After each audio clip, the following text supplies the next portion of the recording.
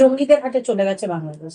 দেখুন, বাংলাদেশের বর্তমান পরিস্থিতি আমাদের জন্য ভালো নয় বা সুখকর নয়, কারণ বাংলাদেশ আমাদের প্রতিবেশী দেশ এবং অটল বিহারী বাজপেয়ী বলতেন যে আপনি বন্ধু পরিবর্তন করতে পারেন, কিন্তু প্রতিবেশী কোনো পরিবর্তন করতে পারবেন না। তো স্বাভাবিকভাবে আমরা চাই বাংলাদেশের সুখ সমৃদ্ধি আসুক, বাংলাদেশের শান্তি আসুক সবার আগে। বাংলাদেশে নিত্য প্রয়োজনীয় জিনিসের দাম ক্রমাগত বাড়ছে, যতদূর আমরা মিডিয়ার মাধ্যমে খবর পাচ্ছি। একজন অপরাধ করেছে বলে তাকে চিন্ময় স্বামী তাকে গ্রেপ্তার করা হয়েছে। আমি ধরেও নিলাম তর্কের খাতিরে তিনি না অপরাধ করেছেন, কিন্তু যে কোনো অপরাধী, এমনকি আজমল কাসাব, তারও তো হয়ে আইনজীবী লড়েছিল, তার হয়েও তো আইনজীবী দাঁড়িয়েছিল, যে এত বড় ঘৃণ্য অপরাধ করেছে, মানুষ মানার মতো অপরাধ।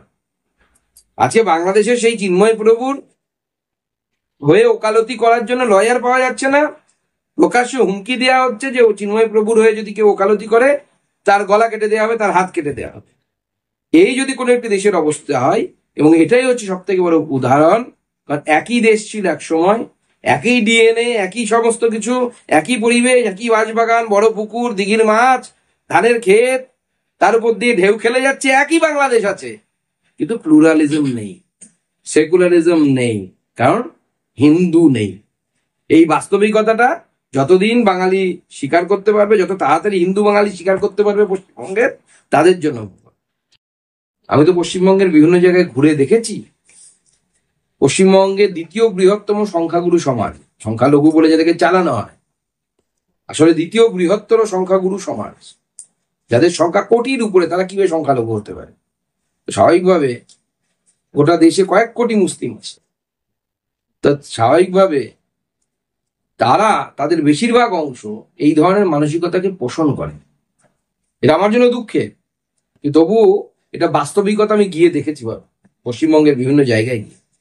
আজকে আমরা অবাক হয়ে গেলাম যে ওয়াকফ বিল জেপিসিতে গেছে, তা নিয়ে বিরোধিতায় কলকাতার বুকে বিভিন্ন মুসলিম সংগঠনের বড় জমায়েত হল।